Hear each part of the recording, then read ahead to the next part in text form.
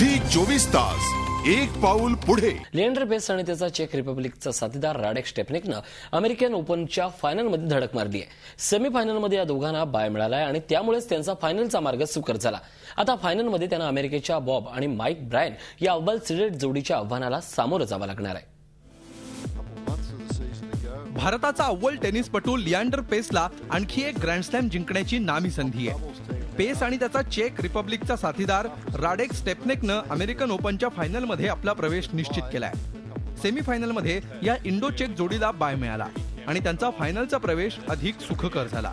त्यांना विजयासाठी फारसे कष्ट करावे लागले नाही। पेसनं आपल्या टेनिस करिअरमध्ये तब्बल 13 ग्रँड स्लॅम जिंकली आहेत। त्याला आता 14वं ग्रँड स्लॅम जिंकण्याची संधी चालून आली आहे। 2012 मध्ये त्यानं ऑस्ट्रेलियन ओपनवर कब्जा केला होता आणि आता अमेरिकन ओपन जिंकत तो 2012 टेनिस सीझन मधील दुसरं ग्रँड स्लॅम जिंकण्यासाठी सज्ज झालाय।